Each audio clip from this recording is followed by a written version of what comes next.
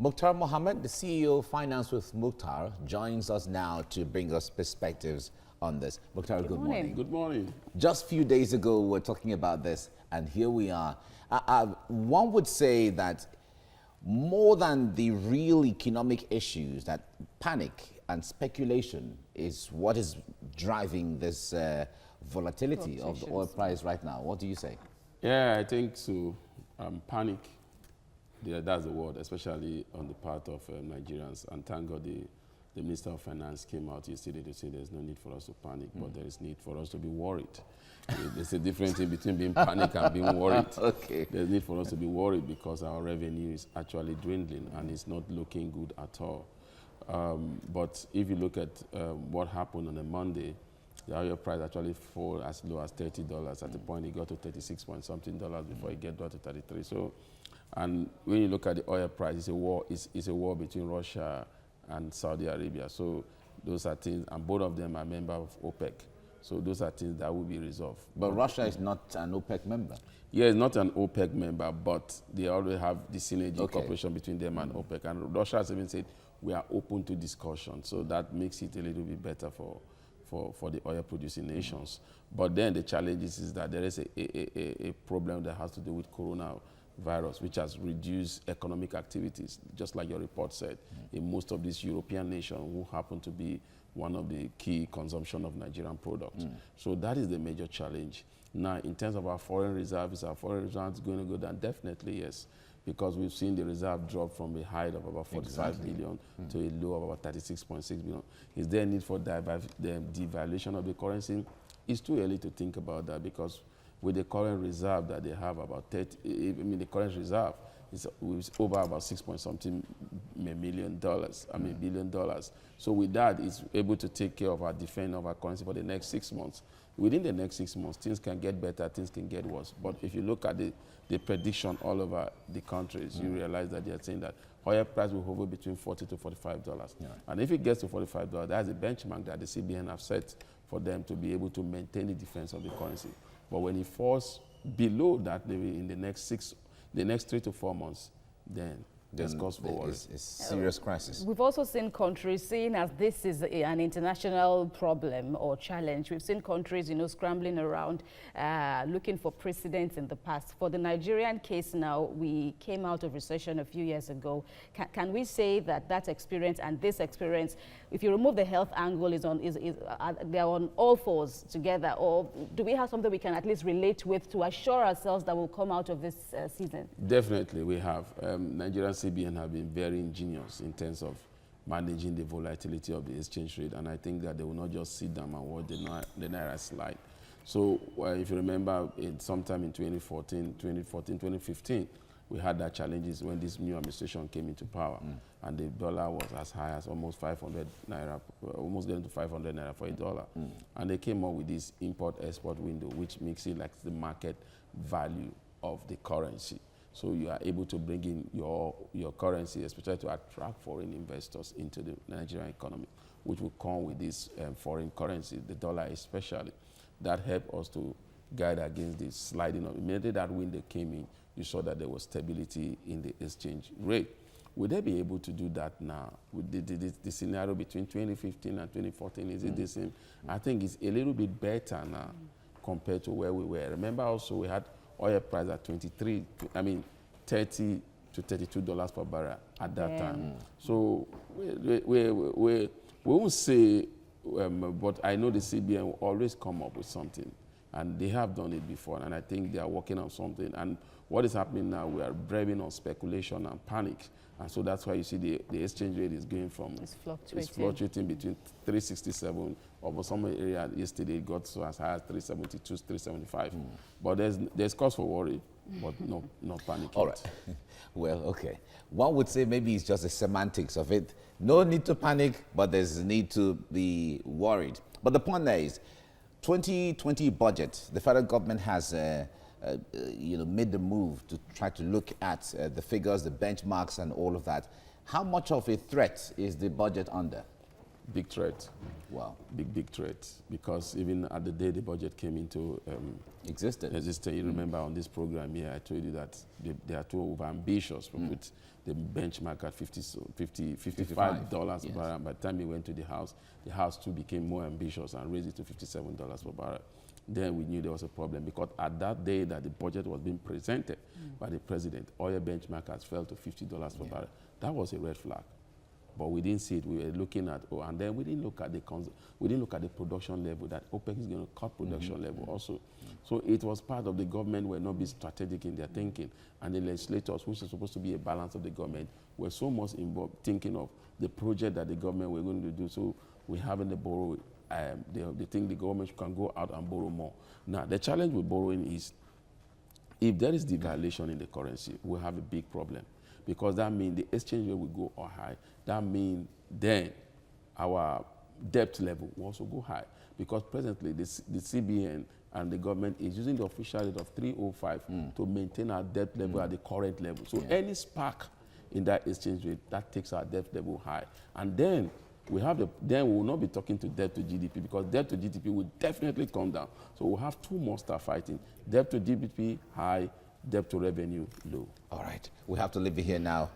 Thank you very much, Muktar Mohammed, for coming on the program. Always a pleasure. Thank you. Let's talk with the CEO of Finance with Muktar now. Muktar Mohammed, good morning. Good morning. Thank you for joining us again. Thank you so much. On the show. So many areas of concern now as we look at the impact of coronavirus. But then let's bring it down closer to the people, looking at if revenue reduces, how will government meet its obligations to the people, salaries and other areas? I think Nigeria doesn't have problem when it comes to salaries, because it involves the political class and everybody that's working for government. I think the challenge we normally have is when it comes to key developmental projects that has a bandwagon effect on the common man. Well, we saw the issues of states asking for bailouts, and, and all of that. You see, where we are now, what makes it very challenging is because we don't even have savings. So we don't have any medium to curtail any external shock. The only medium we have now is about $6 billion US, because our reserve is about 36.2 billion. That is as per March 2020. So we only have 6 billion because the CBN has made it clear that immediately we have an issue whereby we get to the 30,000, when the 30,000 savings threshold, then they will call for urgent actions. Now, the other means we need to attract foreign investors is the OMO market, which the CBN used to control inflation. Now, that's the open market operation. Open market operation. But there's a challenge there. The CBN have restricted it only to foreign investors and bank. And out of these foreign investors, we have about 12 billion of this OMO deal in the hands of foreign investors. So once they want to liquidate, that's almost 37% of our reserve. That's quite significant. Which is good. Which is rather good. So we have a major challenge there. Now, what are we to do now? Diversification is very expensive. That's the truth. You cannot diversify without your main source of income. And that is why the government is doing a lot of borrowing, because their main source of income cannot But the borrowing is not aimed at diversification. Well, no, look at the component of the borrowing. You realize that it's aimed towards diversification of the economy. Technically, you're looking at power, you're looking at social investment, you're looking at a railroad project. Those are things that cause economic activities. When you talk of power, you're talking of more SMEs, more entrepreneurs coming to be more innovative. When you talk about rail and project, you remember the kind of commerce that will go around in that area. But these are backbones that were supposed to be on ground for a long time. Because when you're talking about the issue of power or transport system and all of that, they should have been on ground for a long time. So that when you're going into areas of mining or agriculture, they ride on these backbones. We're just trying to, put our backbone together for the first time, isn't it? We've always been putting our backbone together. But we never really had it strong. The African richest man, Aliko Dangote, said yesterday, he said he has been in Lagos since 1979. And since 1979 to date, he has been hearing diversification of the economy. And I think we've never done that. We've paid lip service to diversification of the economy. But his role now coming into certain areas, for instance, how much will that add to the diversification process? It's because huge. He is invested. For instance, we're talking about oil now. He's coming up with a refinery. And maybe that may be in the next few years, which is going to come up in 2021, that may be the only hope Nigeria has. That's the only hope we have for a refining product. Government is not thinking of it. If you see government talking about stability in price, you're talking about Dangote refinery. Now look at Aligo Dangote, what he has done.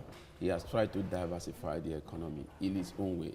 He has done the cement. Nigeria is going to be a higher exporter of cement by the end of this year through the Dangote group and other group, Boa group and other group that came into play. Now you're looking at saying that by the end of this year, he has brought in machines that will have give us 1 million tons of rice. Now, but the challenge is people will say he had the help through the help of the CBN. So can those help be extended to other people in equal measure? To others. That is the challenge every businessman you see will tell you about. If you want to do a private refinery, it's not an easy venture. And with the volatility of the exchange rate. But when you have the exchange rate at 305 official rate, instead of going to the market to get it at 370, then it gives you a buffer to be able, and that is what he is enjoying. So can you drive that to other people also, to help them also? Let's have a diversified economy that have a lot of people. But what's the government's body language from your end? How do you read the body language of the government to, extend this, will I say freebies now, to extend this benevolence, so to speak, or leeway now to other businessmen and women? The federal government will tell you, the government will tell you that he didn't start with asking them for that grant. He started on his own. Okay. And then they now saw the importance of it. And government built said, on it. We can partner with you. And that is what about government, public-private partnership. When you see an SME or a business, an entrepreneur that comes up with business that's going to help the economy, then you as the government cannot just fold your hand.